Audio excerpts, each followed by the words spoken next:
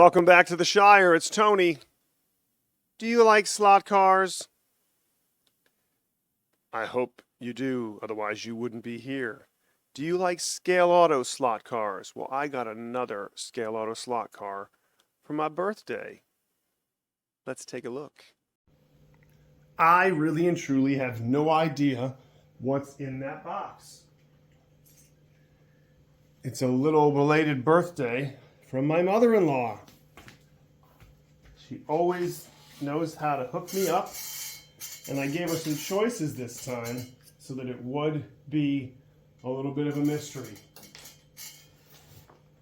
Let's all find out together if we can figure out where it's taped. Oh, I guess it's taped. I guess I see where it's taped. It's taped right here. It's taped right here. Let's not cut through the middle of our finger. That would displace all the slot car fun. There we go. I am very excited. I'm not going to give away the choices that I had given her, but I want to be surprised. But this will be amazing either way. Oh, I know what it is now. I can tell. Can anybody see between there what that infamous orange is in the corner? It's a Scaleauto. Ah, yes, and it's a Porsche. Oh, my goodness. Oh. Thank you, Slot Car Corner. My children will be always thrilled. All right, let's get in here. However, we have to get in here. This car I have been waiting to get my hands on. I would have bought this car anyway if she hadn't gotten it for me. This car, wow, woo man.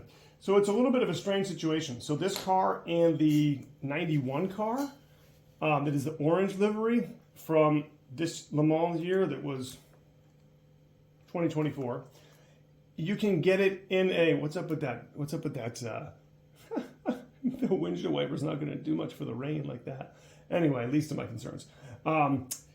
The orange and black version, you can get this in a 2-pack, but if you get this in a 2-pack, which was apparently sold long ago because it was not the R series, it was the home racing series, I wanted that car. I wanted the Le Mans 2024 winner in the LM GT3 Pro, but it's like one of those weird ways that it's advertised, and then if you even bought it in the 2-pack, you would never get the R version of the car. But let's, typical the Scaleauto, we got to get our sleeve off, and then we're going to have to get out a Phillips head screwdriver. So let's put this away, and then let's remove this guy here, which doesn't have a lot of detail, but maybe there'll be some fun stuff under here, like an extra wing, or maybe not an extra wing.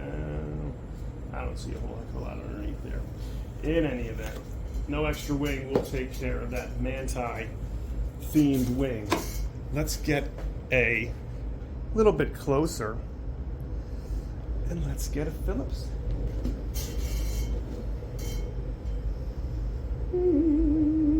Where are we? We're underneath the tape, are we? We certainly are underneath the tape, which is, that's either a 0.9, no it's not. That's a 1.3, I believe, or maybe even a 1.5. There's some interesting, go check out one of Harry's videos where he jokes about one of the hypercars where it's the old 1980s. I love it. It's the old 1980s as seen on TV. But wait, we're not done yet. If you only send in an additional $19.95, we'll add one more variation of a set screw size. Yeah, so hey, we love it. We love it. Can all change out any of your set screws to 0.9 millimeter set screws if you so desire most of the time. Oh, there my car's coming loose. Be careful. There we go. All set. Or so I thought. That's all right. It's loose, but it's not loose. It's loose, but the screw is not. Maybe I got a screw loose. Oh boy. Yeah, that body's a little bit clamped down on there. We'll certainly loosen that up, and so be it on the windshield wiper. So let's get up close and personal. This car is ridiculous. First of all, it's a Porsche. 911 GT3R.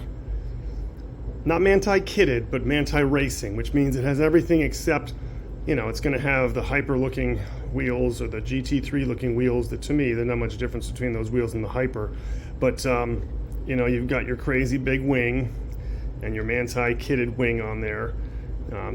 This is the GT3 992, so you have a lower back diffuser. Oh, God, that looks, wow, that looks amazing. That is just, maybe one day I'll get to sit in the real thing. That is squat and made for taking corners. And then, of course, that is just iconic. And look at the detail. Look at the detail inside of the lights. You have your 4 quad. Wow. Well, how about the narration? Leaves a little bit to be desired today, Tony. You have your quad beam headlights. I'll spit it out. Wow, that is just, oh my goodness. Wow, when you hold that so close to the camera and you get a look at it, you just realize just how low and how beautiful. Man.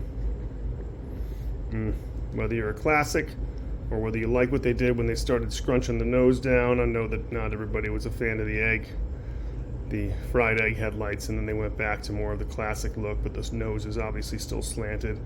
That's just made to be a race car. My goodness. So you got all your regular Scaleauto things that you got. You got a guide that's probably going to be spring-loaded inside of there, although it doesn't feel like there's a spring. Maybe the spring is inside that bag, so you can spring-load it if you want to. Scaleauto guides are not terrible for the depth on this track. Sometimes I do and sometimes I don't. I have come to accept the medium chassis.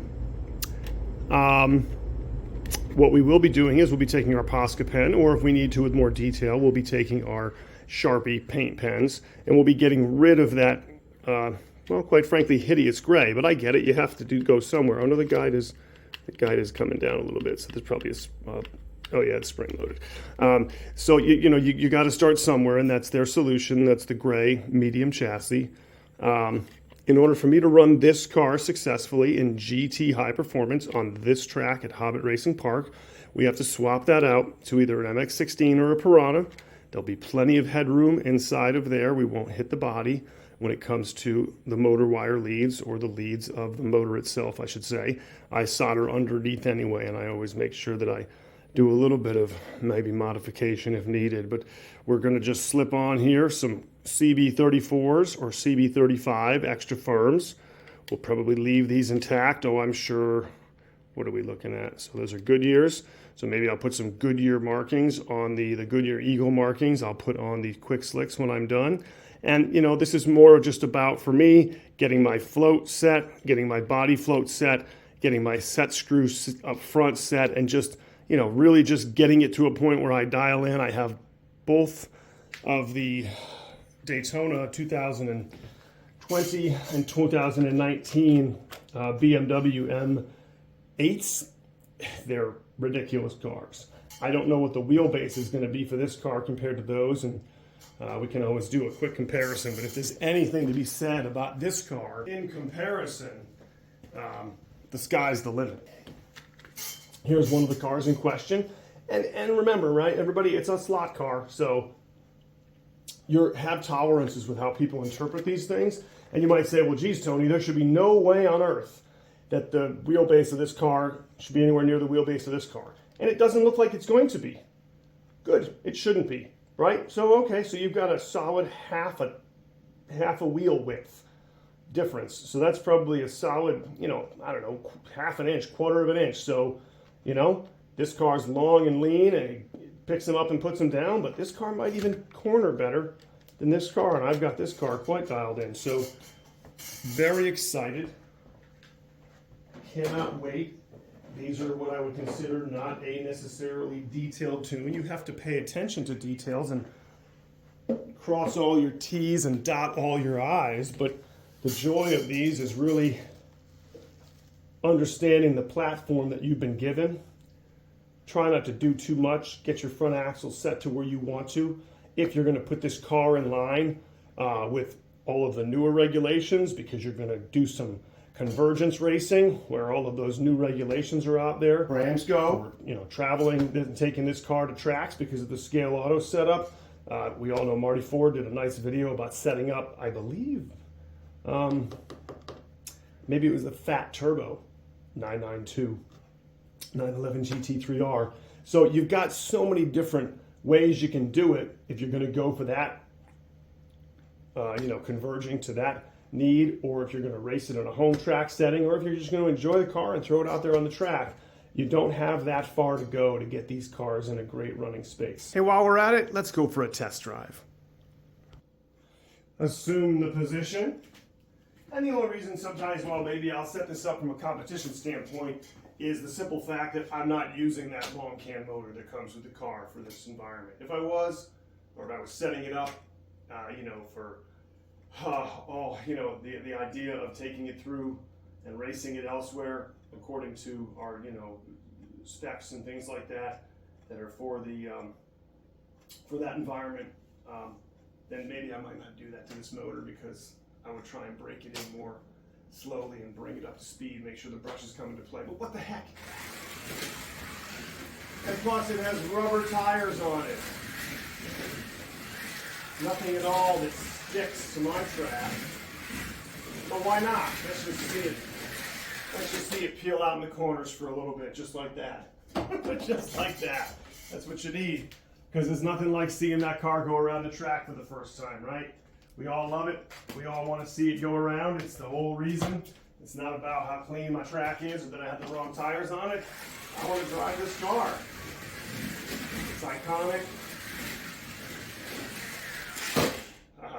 It's iconic. The 911 GT3R has evolved over the years. They didn't even make their first GT3R till who knows when, and then maybe it was only, I can't remember exactly the date that they started making the GT3R, and now this car is just a finely tuned machine in the 1:1 scale, and I believe that in the 1/32 scale, Scaleauto has absolutely done their homework, and really that chassis that they've got going on with the R version 2 chassis does a fantastic job for the needs of a wood track. I can't speak to it in a plastic track environment, but you know what? I expect this car to be a high-end runner. So we're here with the new Porsche 911 GT3 RS. Or maybe it's just a GT3, I should say, because it doesn't have to be considered a sport, because it's the racing version and the racing version only. And it's a gorgeous runner. And I haven't done anything to it. I've loosened the body up about a couple millimeters, and then I've put CB58s, albeit used, but a pair that I use frequently, so I'm constantly sanding them down ever so slightly. Well, ever so roughly, but slightly taking off all the bad stuff. And so I loosened the pod by about, I don't know. Just wanted to get a baseline for performance. I think I loosened the pod maybe a solid turn in all 4 screws. And it's a Scaleauto, so, you know, you can see that it already hooks up on the track really well. Now, I'm not overdriving it because it's just, you know, I got a camera in one hand and a head on a swivel in another hand here, and I'm doing pretty decent while I'm looking at all the car and the camera. But the point is, you can see that motor that comes in there, that's a jumper. That thing has got some good torque, too much for me, too much for my track, and it's because I know this track, right? I have tens of thousands of laps on this track, but that motor right there, if I could get it in the light, there we go. 21,300 RPMs is good for me, but the part that's not good for me is that right there. The 285 grams per centimeter of torque is roughly 100 more grams per centimeter of torque than I want for a motor at that RPM. Now, if this motor was only 17.5, 18, oh, then we're talking the equivalence of a Baby King. And, you know, then you combine the torque out of the corners with the only 10-foot straightaway that we're looking at right here at the maximum point, and you'd say, okay, I can handle that. But when you start putting a 23,000 RPM motor that can spool out in a heartbeat, and I literally mean a heartbeat, you're going to make a mistake under there and put your car up against the guardrails of the forest. You're going to make a mistake and put your cars up against the graffiti up American Alley. You're going to put your car up against the McLaren and Ferrari signs there on a regular basis, or worse, you're going to end up flipping it into the sweeper a lot. So we don't race with that kind of torque because we don't have the legs to stretch on this track. In a commercial track setting or a plastic track setting that you're doing that, for example, you know, with the settings that, you know, are being held and developed to this day by AMSCO, then, you know, you certainly have the opportunity to go longer distances on straightaways than that. But for this track, it's been tried and true for years. 23,000 RPMs, or 21.5 with the Piranha, is what's going to get you there at around 170 grams of torque, 175 grams of torque. So we change them out. GT High Performance gets that, and they run outstanding. And this is going to be an outstanding car. I already know it from the get-go. Gosh, is it beautiful. And again, you know, having already run through some of the stuff on it, it's just going to be a fantastic car. And I haven't even put, again, there's no new tires. But you can take a look there again and you'll see that, you know, sure, we're in pretty optimal times without having done anything. That's pretty much where you want to be, but that's me. That's me doing that where I don't feel that others will be comfortable with the amount of torque in that motor, and we've proven that over the years. So nonetheless, it will get an exchange, and then we won't have to do very much else. Maybe we'll put some tape on there, we'll decide where weight, this is going to need some weight, even if I change the guide to a slightly little bit deeper guide than that, which that guide is still, I love Scaleauto guides. Scaleauto is pretty much, other than an NSR guide, the one guide that I like to leave them alone if I can most of the time. I'm going to change that braid. That's some really thick, stiff braid. We're going to put some NSR braid on there. But we'll get our axle height set.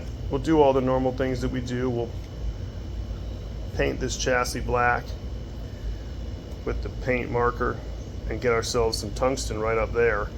And boy, not much to it. This car is going to scream. Well, thanks for watching that unboxing and quick track testing. I'm in love already. It was a surprise. I had no idea. As I said, I gave my mother-in-law a couple different choices, and oh, I think she made the right one. There was no wrong choice. It was going to be a slot car. Thanks for watching. Give me some feedback. Leave me some comments. And if you haven't hit that subscribe button yet, please hit that subscribe button. It really helps this little channel where we're doing these little things with these little cars. If you don't subscribe to Public Racing, I'll poke you with my staff. Pokey, pokey, pokey. She will poke you with her staff.